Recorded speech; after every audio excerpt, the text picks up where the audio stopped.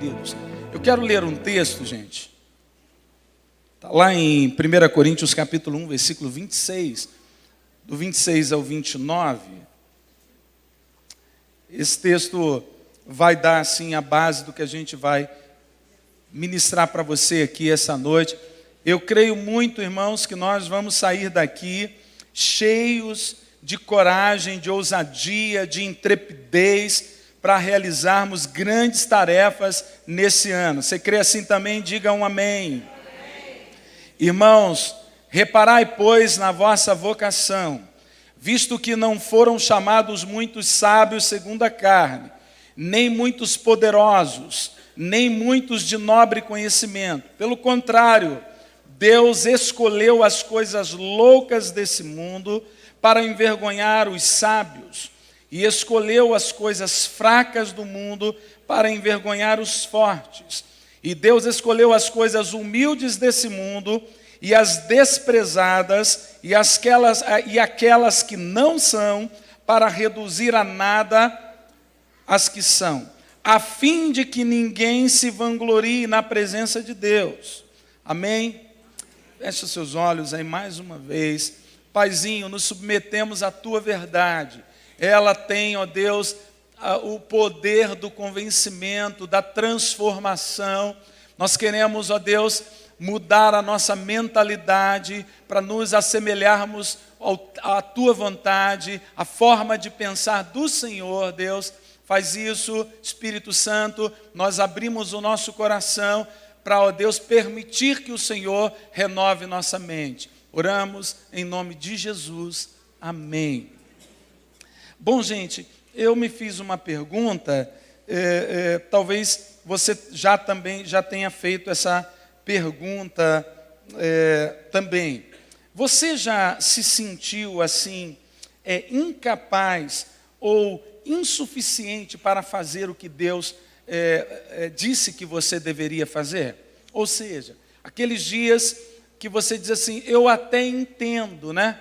Você já viu, eu entendo, mas nem sempre entendo para viver. Eu entendo com o meu conhecimento, com o meu intelecto, eu sei que é verdade, eu sei que esse caminho é bom, eu sei que é o melhor para a minha vida, mas nem sempre eu consigo viver isso. Ok, gente? Nós encontramos todos os dias pessoas dizendo para a gente, olha, eu reconheço, Deus é bom. Eu posso não viver uma prática cristã, mas eu sei que Deus é bom. E pessoas do nosso convívio, da nossa família, pessoas que estão perto da gente. Então, reconhecer que Deus é bom no intelecto é uma coisa, mas pegar essa verdade e torná-la prática na nossa vida há uma distância enorme disso. Então, eu já me senti algumas vezes desqualificado ao meu olhar acerca daquilo que Deus tinha para fazer ou tem para fazer na minha vida. E talvez você tenha se sentido assim algumas vezes.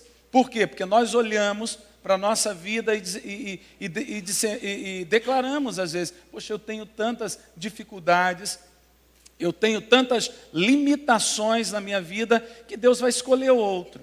A minha história de vida é uma história tão complicada, né? Eu tive tantas dificuldades, que Deus vai escolher outra pessoa. Eu não consigo alcançar esse padrão, eu sou instável, eu guardo muitas mágoas na minha vida. Talvez essa seja a tua resposta, e esse sentimento às vezes é um sentimento limitador, que impede você de chegar aonde Deus quer que você chegue. Ok, gente? Mas você não está sozinho nisso, porque todos os dias, eu e você, somos tentados a olhar para a gente com esse olhar natural, com esse olhar, sabe, de homens que têm suas dificuldades, que moram numa estrutura falível, que habitam numa estrutura que vai carecer da glorificação no dia eterno. Né? Paulo declara isso em 1 Coríntios capítulo 15, que haverá um tempo que os nossos corpos serão glorificados, que não haverá mais dor, não haverá mais tristeza, não haverá mais limitações, não haverá mais medo. Que bom, né, gente? Você diz glória a Deus para isso, irmãos? Amém. A gente vai demorar um pouco a chegar na eternidade, mas essa é uma promessa, né, gente? Talvez a gente consiga vivê-la aqui no nosso tempo aqui. Eu creio que Deus tem uma promessa e que Ele quer realizar coisas tremendas nesse tempo para a nossa vida. Agora, Deus é um especialista, queridos, em pegar pessoas imperfeitas e conduzi-las a um nível tremendo, absurdo de transformação. Então, deixa eu dizer a você, por mais que você perceba limitações em você, por mais que você ache que você é desqualificado para fazer o que Deus tem para fazer, porque quando a gente olha para os personagens bíblicos, por exemplo, a gente fica pensando, não, os caras foram diferentes, eles viveram numa época diferente, o nível de Deus na vida dele era muito diferente. A gente costuma olhar para essas pessoas imaginando que elas são de outro planeta, né? Esse é um imaginário de pessoas que não dão um mergulho mais profundo. Mas quando a gente olha para as Escrituras, a gente vê que Deus é especialista em pegar um time de pessoas que talvez você não escolhesse para a tua equipe, para o teu time. Aquela pessoa que você não escolhesse para andar junto com você. Pessoas que, se você olhar bem, você vai dizer, não, essa pessoa tem muitas falhas, ela tem fissuras no seu caráter, elas têm dificuldades, aí você vai enumerar muitas e muitas dificuldades. E Deus pega essas pessoas de forma surpreendente e faz essas pessoas um referencial. Então, amados, deixa eu declarar algo profundo para vocês. Por mais que você se sinta desqualificado e você veja na sua vida algumas áreas que precisam de ajustes, Deus é especialista em pegar você e fazer você um referencial aonde você estiver. Amém, gente? Então fica tranquilo que Deus vai usar você, hein? É você, eu mesmo, tão esquisitão assim? É você mesmo, tão esquisito assim. Aleluia. Veja só, irmãos, eu coloquei aqui, eu também sou, tá, gente? Nós somos esquisitos no sentido de que nos encontramos, às vezes, com algumas falhas, nos achando incapazes de fazer aquilo que Deus tem, o projeto de Deus, realizar o projeto de Deus, porque Deus está, sabe, para nós, num patamar tão santo, Ele é tão santo. Como eu vou fazer, sabe, ajudar, cooperar com o Deus que é tão santo? Sabe, mas quando Ele olha para mim e para você, Ele olha você como alguém que foi santificado em Cristo Jesus. Olha só que interessante, gente. Moisés, eu elenquei aqui alguns personagens bíblicos que foram pessoas que tiveram problemas na vida, mas que mesmo assim, Deus escolheu essas pessoas para torná-las referenciais. Tanto é que nós estamos pregando sobre elas nos dias de hoje. Por exemplo, Moisés. Moisés teve um episódio na vida dele que ele assassinou um homem, de um assassino a libertador. Meu Deus, Deus não poderia escolher outras pessoas? Deus poderia e escolheu outras pessoas também. Você não precisa ser um assassino para Deus usar. Não é isso que eu estou dizendo. Eu estou dizendo que Deus vê coisas que nós não conseguimos ver. Deus consegue entrar, sabe, no interior do homem e perceber aquilo que você não percebe. Talvez você já tenha olhado para alguém e tenha dito assim, meu Deus, como é que Deus usa essa pessoa?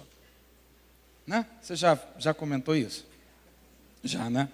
Você não levantou porque você não vai dar esse mole, mas eu estou sentindo nos teus olhos.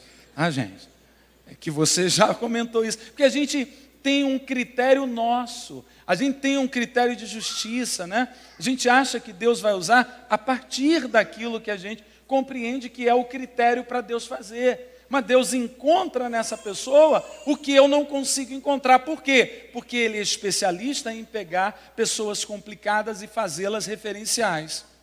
Moisés era um desses personagens. Gideão é um indivíduo mais inseguro da palavra de Deus, um dos indivíduos mais inseguros da antiga aliança, né? É um homem que se achava pertencente a uma família que era pequena, ele mesmo declarou isso, né? Minha família é a menor da tribo de Manassés e eu sou o menor da casa do meu pai. Ou seja, ele diminuiu a família e ele também deve ter tido um problema familiar sério, né?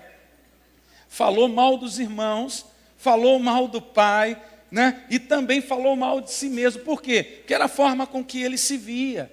E alguém que se vê dessa forma é alguém que está limitado, é alguém que está limitando o que Deus vai fazer. E a forma com que eu me vejo, na maioria das vezes, é a forma com que eu me sinto. Ok, gente? E aí, então, me sentindo alguém inferior, me sentindo alguém incapaz, é muito provável que eu não aceite desafios grandes, só aqueles que eu tenho controle. Gente, deixa eu dizer uma coisa, na maioria das vezes, nós crescemos nos desafios que não temos controle. Eu recebi uma palavra esses dias, ficou muito forte no meu coração, que alguém ministrou para mim e disse, cara, olha só, não espere você ter dinheiro para fazer. Não espere as coisas estarem todas estabilizadas para você fazer. Se Deus está te dando uma direção, dá um passo, porque Ele vai te honrar. Você diz amém, irmãos? Eu não estou dizendo para você começar 2020 fazendo um montão de dívida não, tá, gente? Eu estou dizendo para você obedecer a voz interior, a voz do Deus que habita dentro de você. Ele vai te dar uma orientação e isso vai ficar bem claro para você. Pastor, eu estou muito em dúvida de como Deus vai confirmar isso no meu coração. Gente, Deus pode fazer de muitas formas. Deus pode usar pessoas para falar aquilo que já está acendendo no teu coração. Ele pode fazer isso? Pode. Isso tem respaldo bíblico? Tem respaldo bíblico. Mas também Deus pode usar, queridos, coisas muito simples da vida. Você pode andar pela rua e de repente vir uma inspiração no teu interior, uma chama, algo aquecendo dentro de você. Quando a gente olha um pouquinho para a história daqueles que foram referenciais para o cristianismo, a gente percebe alguns homens que tiveram essa experiência simples, estavam andando na rua e de repente sentiram seus corações aquecidos, uma verdade sendo ministrada dentro deles, e então a partir dessa verdade, eles começaram a dar passos de fé. Amém, amados? Se veja a partir daquilo que Deus diz que você é. Isso é um princípio para nós, aqui na igreja, muito claro. Eu não me vejo como me sinto, mas eu me vejo como Deus me vê. O que Ele diz ao meu respeito é o meu referencial. Porque senão, gente, imagina só, eu não sei você, mas em algumas situações, você acorda muito bem. Em outro dia você pode acordar desanimado. Tem hora que você acha que o que você planejou está dando certo, daqui a pouco você acha que as coisas estão perdendo o controle um pouco. Então, se você for movimentado pelos teus sentimentos, é muito provável que durante um ano você comece dezenas de desafios e aborte a missão no meio delas, ou nem mesmo, queridos, você visualizando possibilidades de Deus fazer. Deixa eu dizer uma coisa, queridos, se Deus acendeu uma chama no teu coração, por mais que você não esteja sentindo isso tão forte, se mova pelo que Deus disse para você. No final das contas, você vai perceber que Deus vai movimentar céus e terra, ou terra e céus, né? Ao teu favor. Deus vai enviar pessoas para oxigenar fé no teu coração. Deus vai levantar pessoas animadas para dizer, não pare, olhe para frente, eu sou com você. Amém, queridos? Você vai estar andando no trânsito, de repente, alguma coisa vai te falar ao coração tremendamente. Deus fala de muitas formas. Você crê nisso, gente? Eu fui inspirado um desses dias a pregar uma mensagem. Um vendedor de purificador de água, eu já contei isso em uma certa ocasião. O cara veio me explicar sobre a dessalinização da água. Ele queria me vender o aparelho, né? Eu entendi, ele é um vendedor. Mas ele estava falando da necessidade, né, que alguns países já estão vivendo, da escassez de água, né, de água potável. Então, alguns países já estão dessalinizando a água do mar. Gente, ele está falando daquilo. Ele queria me vender, eu não queria comprar e não comprei, mas Deus acendeu o negócio no meu coração. Espera aí, a dessalinização do crente, quando o crente perde o seu sabor. Olha só, gente, o cara está me vendendo um purificador de água, Deus está me falando de quando é que a gente perde o nosso sabor. Que texto que eu usei? Luz do mundo e Sal da terra. Então, eu abri isso aqui só como um exemplo para dizer, Deus tem múltiplas formas de falar com você. Não, amados, crie uma doutrina achando que Deus só tem uma forma de falar com você.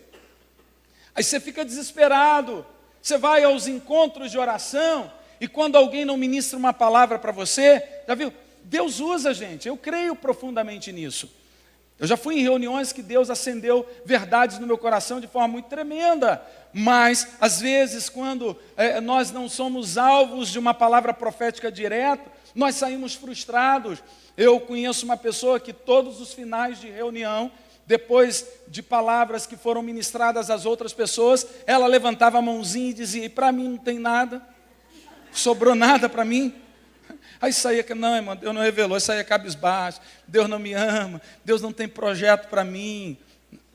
Sabe, gente? Isso aí é um sistema religioso que aprisiona a gente, e Deus falou o tempo inteiro com você. Você entrou aqui, Deus foi falando com você. Você entrou aqui, Deus foi te dando direção, gente. E Deus está dizendo para você, eu vou fazer coisas lindas na tua vida. Amém. Estou pentecostal, diga a glória a Deus. Aleluia, olha lá, ó, pegou. Davi, o adúltero assassino, tornou-se o doce salmista de Israel. Sabe, gente? Um camarada que tinha tudo para dar errado, mas Deus é especialista para pegar essas pessoas que têm tudo para dar errado e fazê-las dar certo. Talvez você seja esse indivíduo. Tem tudo para dar errado, mas Deus pega você e diz, eu vou fazer você dar certo. Olha aí, tremendo isso, né? Esse foi um personagem. Alguns dos salmos, e salmo é interessante, a gente chama da cadeia dos salmos, eles eram usados nos cultos, sabe? Eram expressões, eram cantados, os salmos eram cantados, muitos deles, até nos dias de hoje, não é isso? Né? Está ali a nossa líder de louvor. Muitos deles, por quê? Porque eram expressões vividas.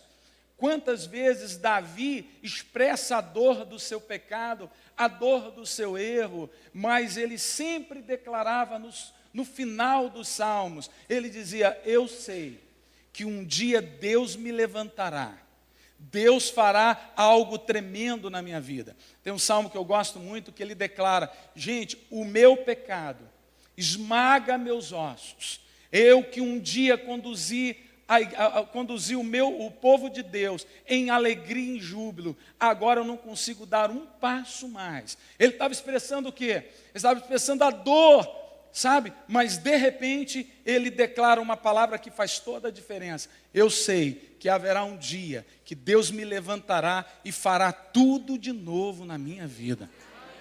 Então Davi foi esse indivíduo que tinha todas as possibilidades de dar errado, mas deu certo. Hoje a gente fala com ele, fala sobre ele, com ele não, tá, gente? A gente não fala com ele, mas fala sobre ele. É meio quando a gente está olhando a Bíblia, né? Está lendo a Bíblia, parece que a gente está dialogando com o personagem, né? Saí bem, né? Eu dei uma escapadinha e voltei rapidinho. Deus é poderoso para fazer isso, gente. Pedro, aquele indivíduo, amados, que nega, e logo depois, quando o Espírito Santo ministra na vida dele, ele foi o proclamador do Pentecoste. Ele foi um dos líderes da igreja de Jerusalém, foi um referencial para a igreja de Jerusalém. Ele se achava, amados, naquele momento, alguém acuado pela sua atitude. Será que Pedro não cria quando ele caminhava com Jesus? Claro que não, gente. Ele, quando caminha com Jesus, ele cria profundamente.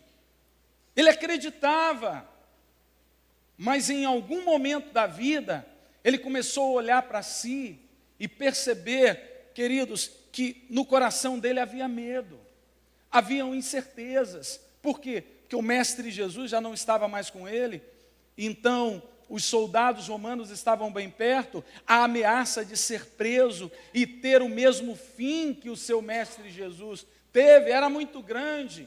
Então, as incertezas da vida dele deram a ele uma instabilidade. Mas quando, queridos, o Espírito Santo ministrou na vida dele, ele se levantou poderosamente e se tornou um grande proclamador do avivamento, um grande líder da igreja, hoje um referencial de alguém que foi transformado para a glória de Deus. Amém, queridos? Saulo, por exemplo, foi um fariseu e tornou-se o grande apóstolo da graça. Gente, quem olhasse para Paulo, diria que Paulo seria um referencial? Claro que não. Ei, a confirmação apostólica de Paulo deu até um problema. Porque diziam que para alguém ser apóstolo, ele precisava seguir alguns critérios. Um deles era ser testemunha ocular dos feitos de Jesus.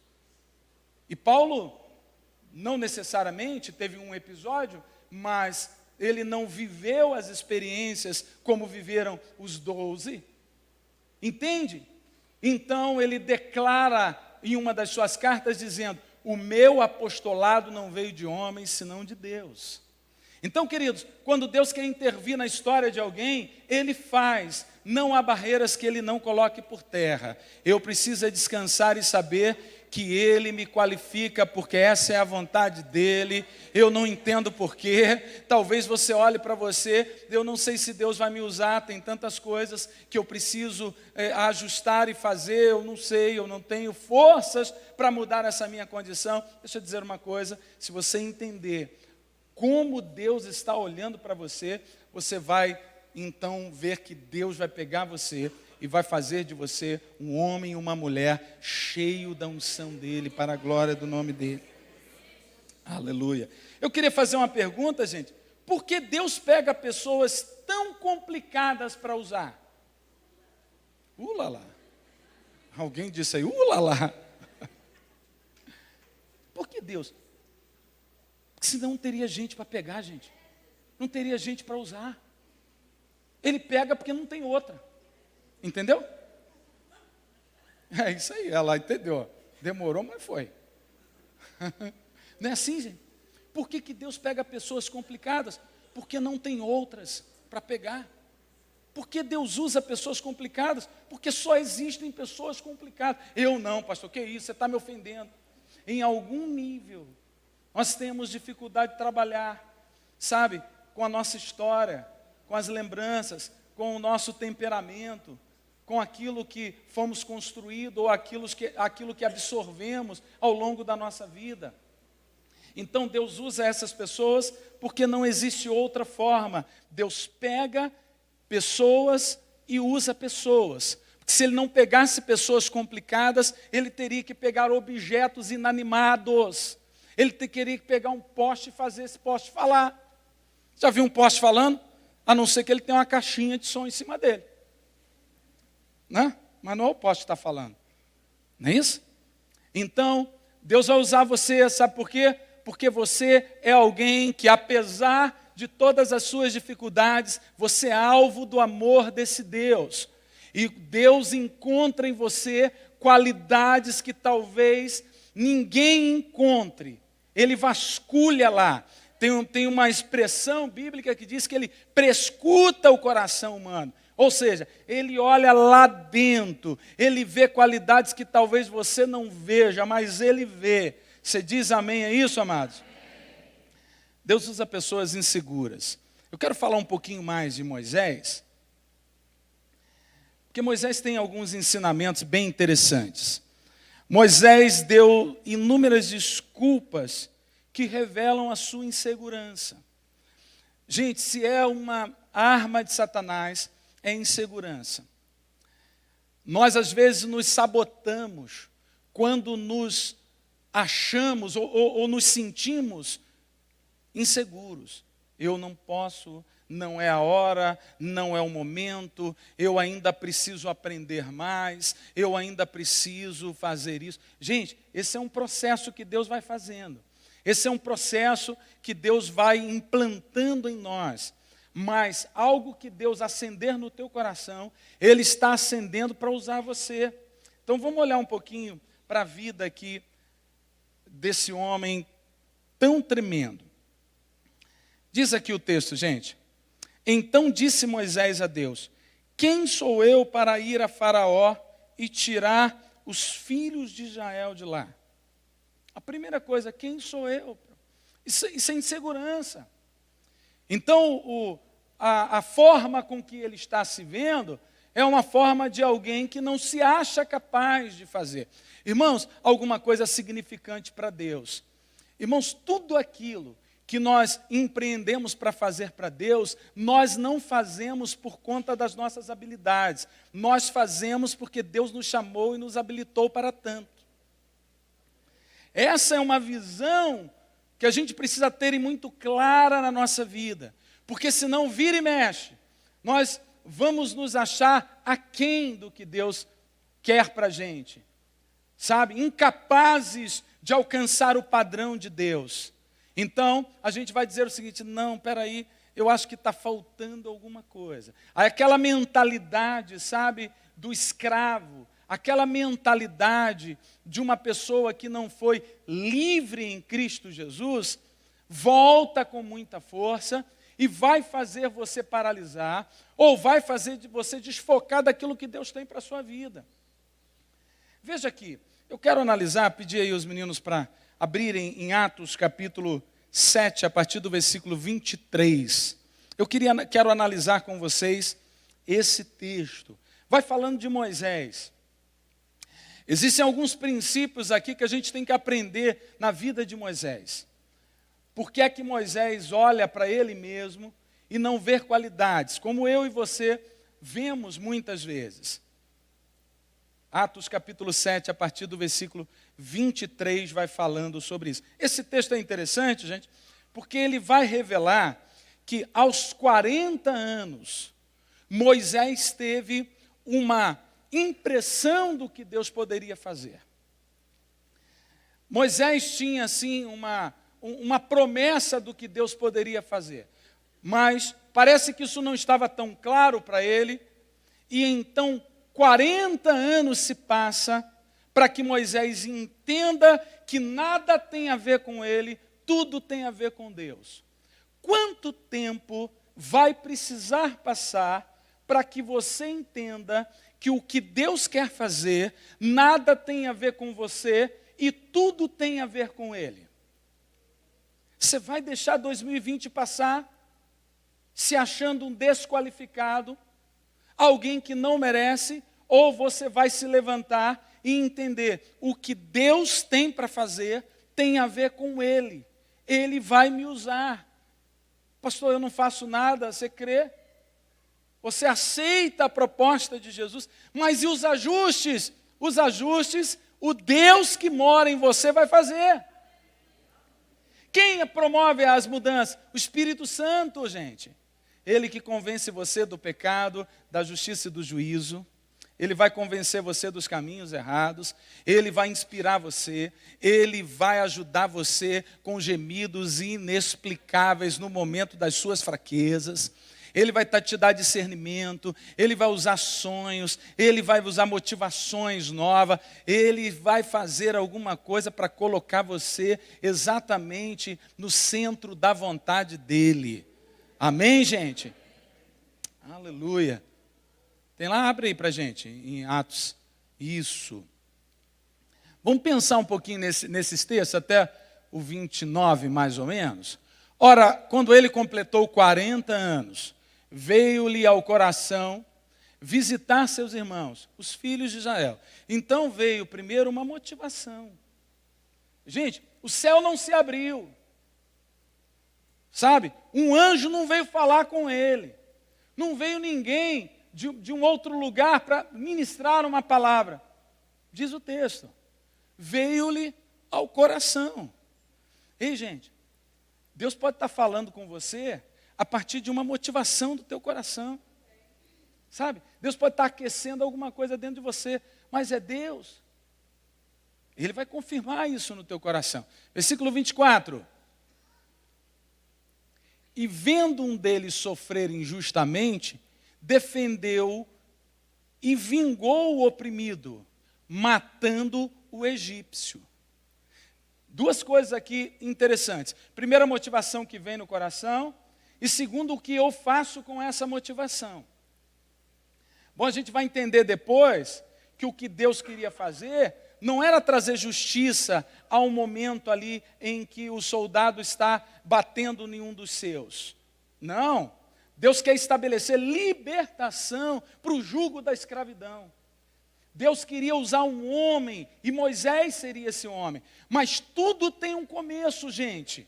Nada começa, sabe, de uma forma absurda, não. A gente acha, eu acho que seria legal isso. Eu não sei se é o acúmulo dos filmes que a gente vai vendo durante a vida toda. Então a gente acha que um dia, irmãos, nós vamos ser levantados assim, sabe, levitando aquele negócio, ou quase que abduzidos. Você tem algumas experiências bíblicas que remetem a isso, mas isso não é uma prática e não pode virar uma doutrina. Na maioria das vezes, o que Deus quer fazer começa com pequenas motivações, começa com pequenos interesses. Aquilo que você não tinha olhado, você começou a olhar de maneira diferenciada. Deixa eu abrir aqui um parênteses. O irmão estava falando para a gente na EBD aqui na igreja, que ele sempre serviu como professor e instrutor no trabalho dele, anos e anos da vida dele. Quando ele veio para o reino de Deus, ele imaginou o quê? Que no reino de Deus ele serviria fazendo o quê? Instruindo, sendo um professor. Então ele começou em algum nível a fazer isso, só que de repente, em algo muito simples e corriqueiro, ele olhou uma ação social acontecendo lá no trabalho dele. Algo acendeu no coração dele. E ele começou a se apaixonar pelo trabalho social na vida da igreja. Então ele percebeu que Deus estava conduzindo ele a trabalhar em trabalhos sociais, em agir em trabalhos sociais na vida da igreja. Você está entendendo o que eu estou dizendo, gente? Acende muito simplesmente. Muitas pessoas não conhecem seus chamados porque não conseguem discernir o que Deus já falou há muito tempo. Ah, pastor, eu estou com uma confusão tremenda na minha cabeça, eu não sei o que é que eu posso ser útil para Deus, eu queria que Deus me desse clareza do que eu posso servir no reino dEle.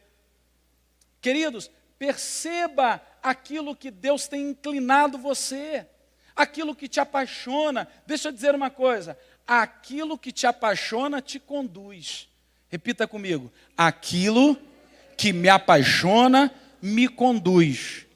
Deixa eu contar um outro caso, hoje eu estou bem mineirão mesmo. Eu contei isso na igreja esses dias, lá na nossa igreja de Nova Iguaçu, eu estava falando sobre isso. Um amigo meu pega todas as suas economias de muitos anos, 12 mil reais aproximadamente. E vocês sabem que o Flamengo foi para a final da Libertadores lá em Lima. Agora ele queria ir, mas tem uma barreira, a esposa, né? Aí ele chega lá, filha, meu sonho, filha, é ver o Flamengo. Eu não sei quando isso vai se dar mais. Tem aquele dinheirinho lá. Será? Ah, vai, já sei o que você quer. Pega esse dinheiro aí e gasta tudo. O cara ficou sem dinheiro nenhum, pegou a poupança, sabe, pegou o dinheirinho que ele estava economizando lá há anos da vida dele, comprou a passagem e todas as despesas concernentes à sua viagem, a entrada no estádio. E foi. Talvez você esteja pensando aí agora, que absurdo, gente. Não é possível. O André falou, ele fez bem, foi feliz. Então, deixa eu dizer, é absurdo por quê, gente? Tem gente que pega, e eu falava domingo na igreja, tem gente que coleciona tampinha de garrafa e gasta um dinheirão nesse negócio. Aí talvez você esteja dizendo agora, isso é um absurdo. Mas se tiver um colecionador de tampinha de garrafa, vai dizer, não, não é um absurdo, é a minha paixão. Aquilo que te apaixona te conduz, gente. Então, Deus começa a despertar um grande ministério a partir de uma paixão. Você olha para alguma coisa, aquilo te acende, te desperta.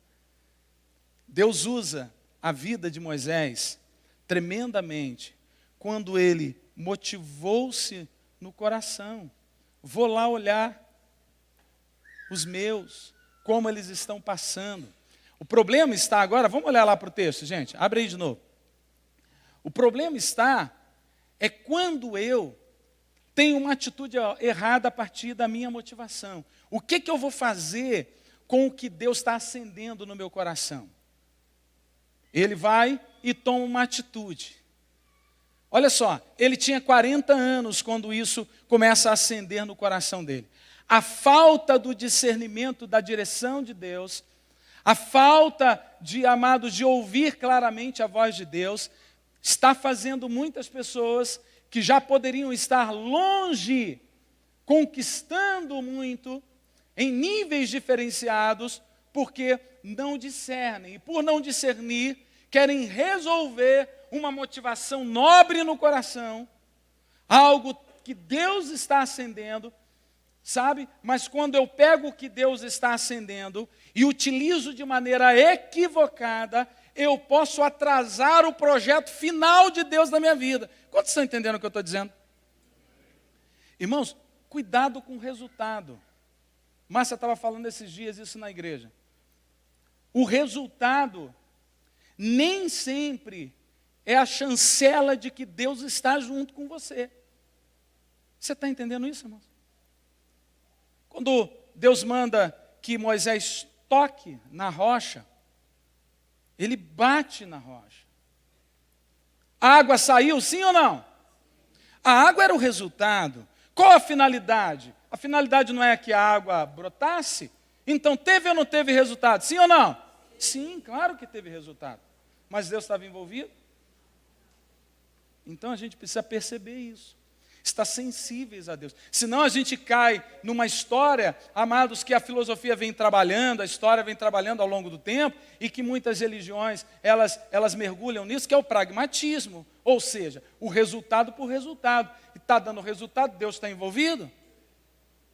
Então, cuidado para que você não esteja fazendo com uma motivação nobre algo que Deus está trabalhando dentro de você e começar a ter atitudes diferentes. Deixa eu caminhar aqui, gente. Vamos lá, versículo 25.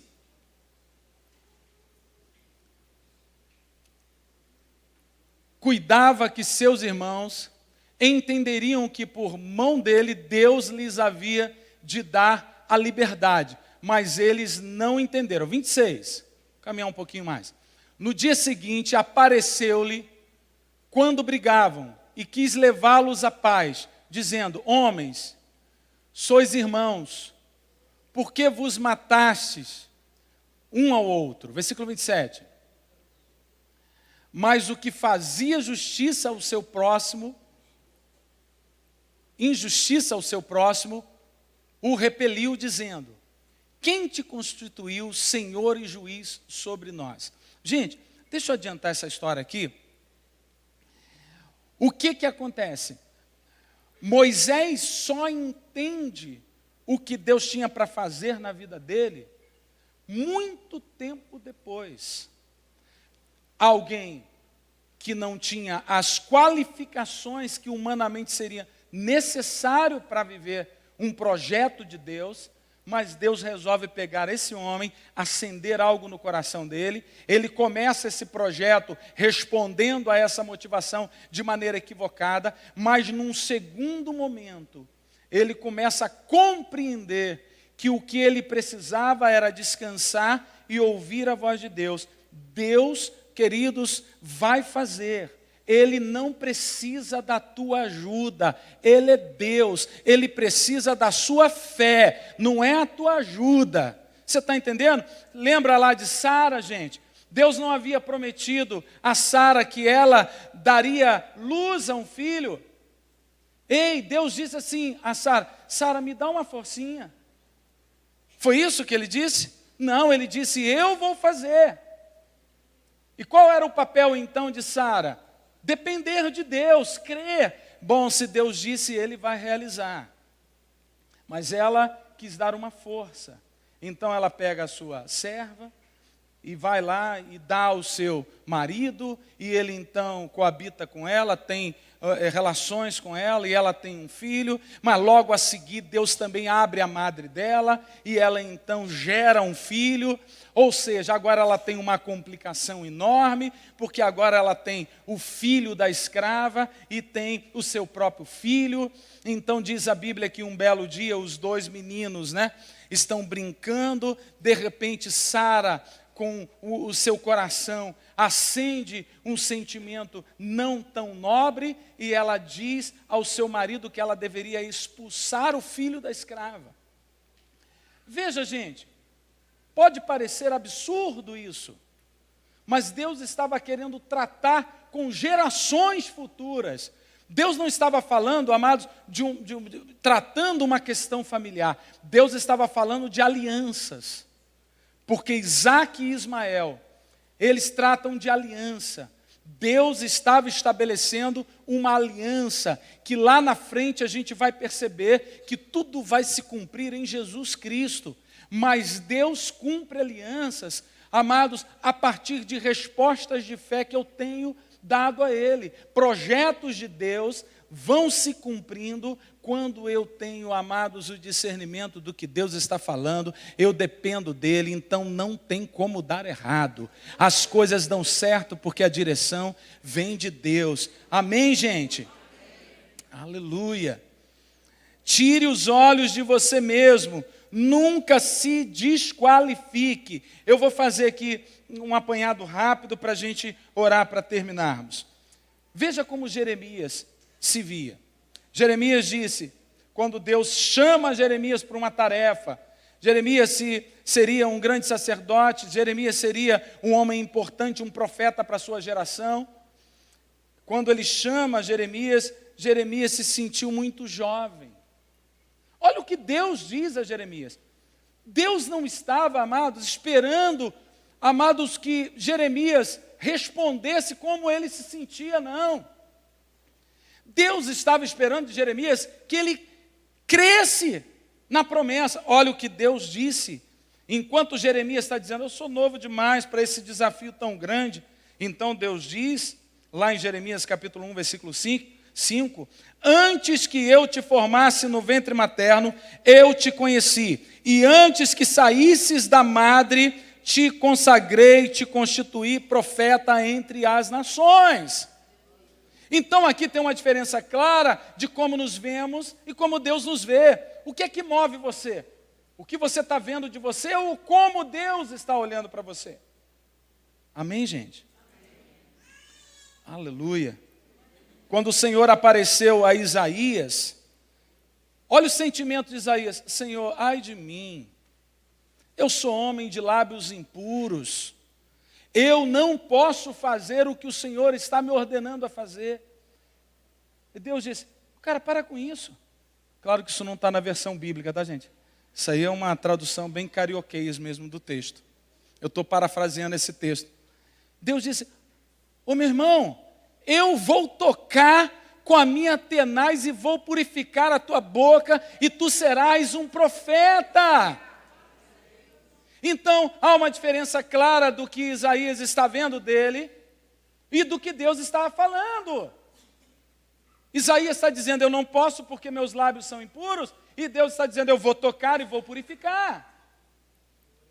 Você está entendendo? Quando Pedro é convocado para uma grande tarefa, ele diz, Senhor, não chega perto, porque eu sou um homem muito pecador.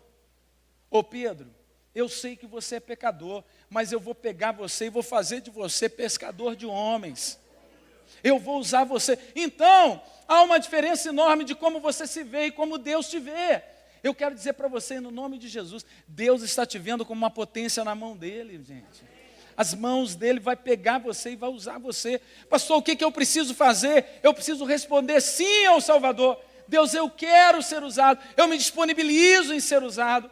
Eu me coloco na posição, eu creio que tu podes fazer.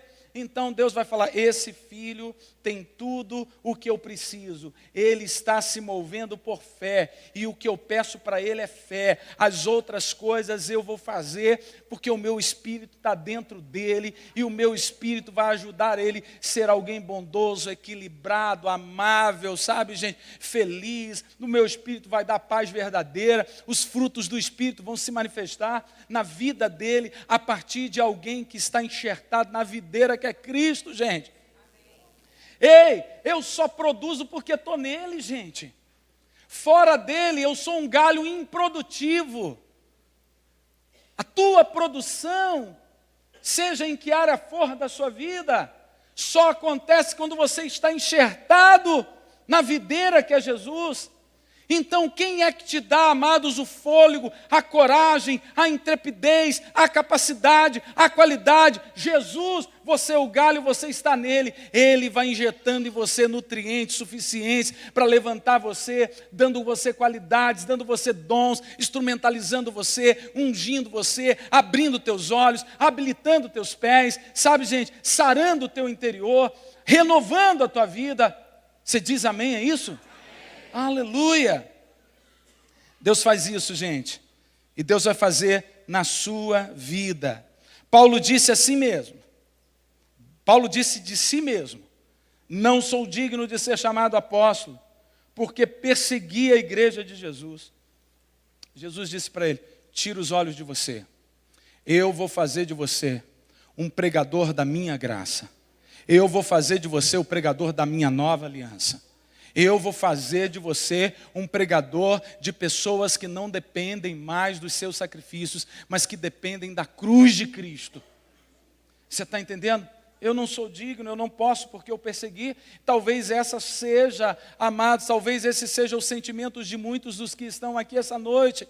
Talvez você diga: eu fiz tantas coisas erradas e Deus não vai me usar. Deus vai usar aquelas pessoas que vieram de boas famílias, que têm boa índole, que têm boa formação. Eu não tenho uma cultura suficiente para fazer a obra de Deus. E Deus está dizendo a você: eu vou pegar você para anunciar a minha vida que está embutida em você.